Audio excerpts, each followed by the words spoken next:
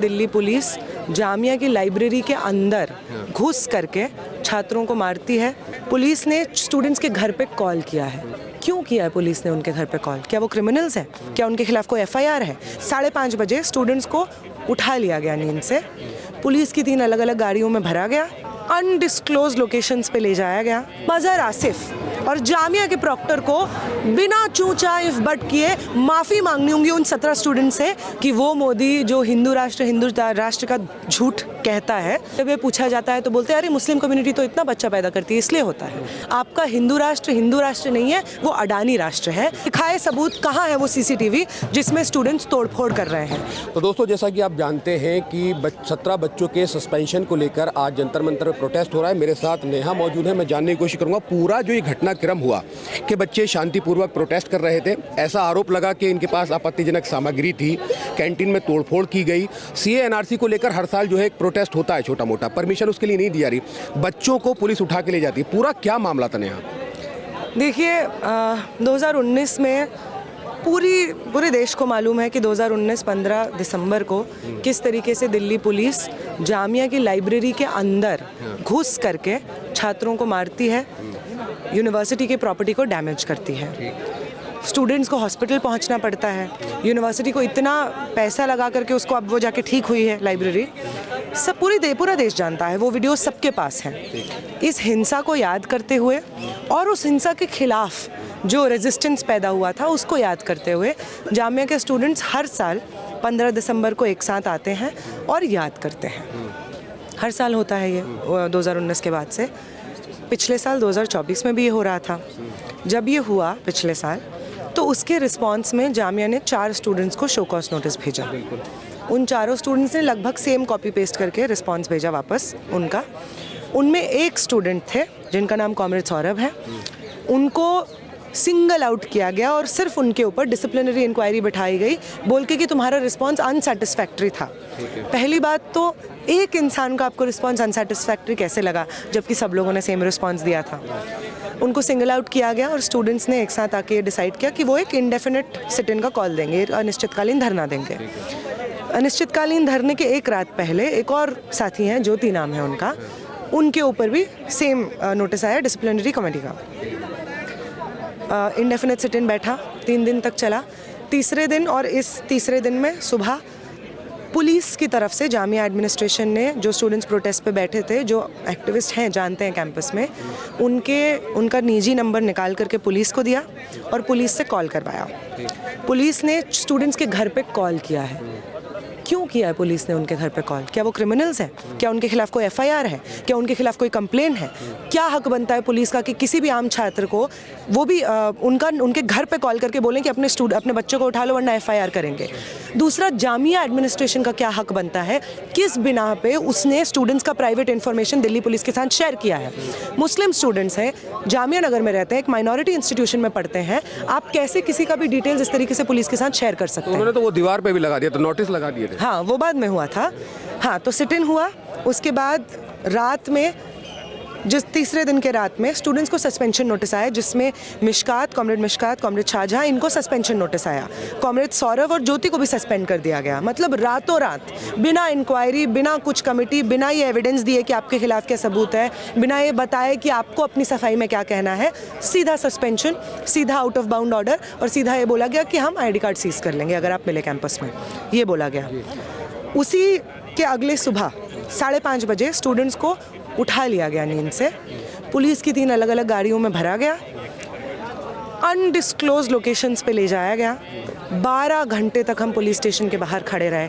न जाने कितने अनगिनत लॉयर्स ने पुलिस स्टेशंस में जा कर के लीगल रिप्रेजेंटेशन दिया कि आप कैसे गायब कर सकते हैं, आप ही की वैनों में गायब हुए हैं स्टूडेंट्स, कहाँ हैं आपको बताना पड़ेगा भाई, ऐसा थोड़ी आप कर सकते हैं। उनको फ़ोन नहीं दिया जा रहा था, फ़ोन पे बात नहीं करने दी जा रही थी। उनके परिवार वाले हमें फ़ोन कर रहे थे कि कहाँ हैं, बात नहीं हो रही है, ठीक तो हैं, घबराए हुए थे। पुलिस को क्या हक बनता है इस तरीके का क्रैकडाउन करने का स्टूडेंट्स के ऊपर, without inquiry, without FIR, without कुछ भी? अच्छा, ऐसा कहा जा रहा नेहा कि बच्चे जब लाइब्रेरी में पढ़ने जा रहे थे तो उनको रोका जा रहा था प्रोटेस्ट में बैठने के लिए, उनको वहाँ पढ़ने नहीं दिया जा रहा था, मतलब कांच तोड़ दिया, दरवाज़ा तोड़ दिया, ये तमाम चीज़ें जो हो रही थी, इसका क्या सीन है? क्योंकि मीडिया में ऐसी खबरें चली हैं। बिल्कुल, आप सही कह रहे हैं कि मीडिया एक आज के समय पे जनता की दुश्मन का काम कर रही है। कुछ मीडिया कर रही है, आप नहीं कर रहे हैं, जनता की दुश्मन का काम कर रही है। प्रोटेस्ट हो रहा था सेंट्रल कैंटीन पे, लाइब्रेरी से 200 मीटर दूर। कैसे स्टूडेंट्स रोक लेते जो प्रोटेस्ट पे बैठे हुए हैं, वो लाइब्रेरी में कैसे रोक लेते स्टूडेंट्स को जाने से? ये कहना कि तोड़फोड़ हुई है। सीसीटीवी फुटेज है जामिया के पास में, जहाँ पे प्रोटेस्ट पे बैठे थे, सिट इन पे बैठे थे, जानबूझ के सीसीटीवी फुटेज के पास बैठे थे, क्योंकि हमको पता है कि जामिया एडमिनिस्ट्रेशन क्या कहता है। सबूत दिखाए सबूत, कहाँ है वो सीसीटीवी जिसमें स्टूडेंट्स तोड़फोड़ कर रहे हैं? उल्टा जो उनका सस्पेंशन नोटिस है उसमें लिखा हुआ है कि मोहिबुल हसन ब्लॉक में तोड़फोड़ हुई है। Mohibul Hasan block gate number 8 पे है, जो कि रोड के दूसरे तरफ है। प्रोटेस्ट गेट नंबर 7 पे हो रहा है, तोड़फोड़ गेट नंबर 8 पे कैसे कर दी प्रोटेस्टिंग स्टूडेंट्स ने? आप कुछ भी बेबुनियाद बातचीत कर रहे हैं ताकि स्टूडेंट्स को डराया जा सके, उनके माँ बाप को कॉल कर रहे हैं ताकि स्टूडेंट्स को डराया जा सके। उनकी निजी इंफॉर्मेशन सार्वजनिक कर दिया आपने, जामिया के अलग अलग गेट्स पे आपने चिपकाई हुई है और आपके गार्ड्स की निगरानी में आपने चिपकाई हुई है। आपके गार्ड्स, जो स्टूडेंट्स उस दिन आ रहे थे कैंपस जब चिपका हुआ था, गार्ड्स मैच कर रहे थे स्टूडेंट्स का फोटो और उनका आईडी कार्ड, ताकि कोई इनमें से कोई अंदर ना घुस जाए। क्या अधिकार बनता है जामिया एडमिनिस्ट्रेशन को आम छात्रों के फ्यूचर के साथ इस तरीके से खेलने के लिए? 2019 में जिस तरीके से मीडिया ने जामिया को बदनाम किया था, बिना मतलब झूठ फैलाया था जामिया के बारे में, उसकी वजह से गोली चली थी जामिया के बाहर प्रोटेस्टिंग स्टूडेंट्स पे। आज अगर इनमें से किसी भी एक स्टूडेंट के साथ ऐसा कुछ हो जाता है तो जामिया एडमिनिस्ट्रेशन ये जान ले, दिल्ली पुलिस ये जान ले कि Delhi police Jamia Nagar police station के बाहर पूरी दिल्ली उतरेगी। जामिया एडमिनिस्ट्रेशन के खिलाफ वीसी ऑफिस के बाहर पूरा छात्र community from Jamia, from JNU, from DU, from across universities उतरेगा। अच्छा, ये आज यहाँ पर जो गैदरिंग हुई है स्टूडेंट की, यहाँ पर क्या मांगे हैं आप लोगों की? हमारी वही मांगे हैं जो वहाँ पे भी थी। पहली बात कि जितना भी सस्पेंशन नोटिस गया है वो वापस हो। जो FIRs किए गए हैं, पुलिस ने FIR किए हैं इन सब स्टूडेंट्स के खिलाफ, वो वापस हो। जो एक ऑफिस मेमोरेंडम है जिसके तहत जामिया एडमिनिस्ट्रेशन को जब मन करता है वो किसी के भी ऊपर FIR शोकॉज भेज देता है, वो ऑफिस मेमोरेंडम वापस करना होगा। और चौथी चीज़, मज़हर आसिफ और जामिया के प्रॉक्टर को बिना चूचा इफ बट किए माफ़ी मांगनी होगी उन 17 स्टूडेंट से जिनकी इन्फॉर्मेशन उसने सार्वजनिक करके। माफ़ी या रेजिग्नेशन? बिल्कुल, माफ़ी मांगनी होगी और उसके बाद रिजाइन करना होगा। मतलब माफ़ी मांग के मतलब माफ़ नहीं किया जाएगा, रेजिग्नेशन जब भी चाहिए? ऑफ कोर्स रेजिग्नेशन चाहिए। वो वीसी जिसको लगता है कि वो अपने कैंपस में पढ़ने वाली 18-19 साल की फीमेल स्टूडेंट्स की इंफॉर्मेशन पब्लिक कर सकता है, वो जिसको इतना समझ में नहीं आता है कि वो स्टूडेंट्स जो दूर गांव देहात से पढ़ने आते हैं जामिया में, ये सोच करके कि वाह यहाँ पे शिक्षा मिलेगी, हमारे परिवार की स्थिति बेहतर होगी, सामाजिक स्थिति बेहतर होगी, उन स्टूडेंट के साथ जो धोखाधड़ी की है, उनको जो डराया गया, जिंदगी भर याद रखेंगे वो स्टूडेंट्स। इस्तीफा देना होगा, कोई इनमें से कभी किसी भी सरकारी पद पर नहीं बैठना चाहिए। अच्छा नेहा, आप काफ़ी सोशल एक्टिव रहती हैं, काफ़ी मतलब इस तरह के प्रोटेस्ट में शामिल होती हैं। आपने देखा होगा भी अमेरिका से 112 लोगों को जो है वो हथकड़ी पहनाकर बांध कर भेजा गया है। मोदी जी के गर्मजोशी के साथ जो है डोनाल्ड ट्रंप से मुलाकात होती है, उसको कैसे दिखती है? हम हमेशा से कहते रहे हैं कि वो मोदी जो हिंदू राष्ट्र का झूठ कहता है, उस हिंदू राष्ट्र में हिंदुओं की भी कोई कल्पना नहीं है। आप मुसलमानों को तो विलिफाई करते ही हैं। बेरोज़गारी सरकार की जिम्मेदारी है कि रोज़गार दे, लेकिन देश में बहुत बेरोज़गारी है, इतनी बेरोज़गारी है कि अंग्रेज़ों के ज़माने में इतनी थी।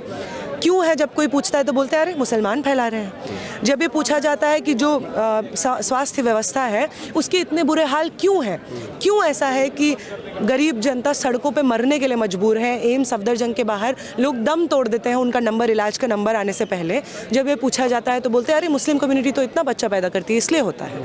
जब ये पूछा जाता है कि क्यों लड़का लड़कियों को, जो भोपाल में स्पेशल मैरिज एक्ट के तहत शादी करने जा रहे थे 2 लोग, जिसमें से लड़का मुस्लिम था, लड़की हिंदू फैमिली से आती थी, उन्होंने वो शादी करने जा रहे हैं, वो तैयार है, उनको कोई दिक्कत नहीं है, वहाँ पे संघ के लोग पहुँचते हैं, उनके साथ मारपीट करते हैं और कहते हैं कि ज़बरदस्ती हो रही है। लड़की का बयान है कि हमने अपनी मर्ज़ी से किया है, हम जानते हैं उसको, उसी के साथ करना चाहते हैं। और ये क्या कहते हैं कि हिंदू लड़कियों को तो कुछ सोच समझ है नहीं। लव जिहाद का झूठ फैला करके जो आप ज़बरदस्ती महिलाओं के ऊपर भी क्रैकडाउन कर रहे हैं, मुस्लिम लड़कों के ऊपर तो कर ही रहे हैं, महिलाओं के ऊपर भी कर रहे हैं, तो आपका हिंदू राष्ट्र भी झूठा है। उसमें गरीब, महिला, दलित, आदिवासी, पिछड़ा किसी का हिस्सेदारी नहीं है। आपका हिंदू राष्ट्र नहीं है, वो अडानी राष्ट्र है।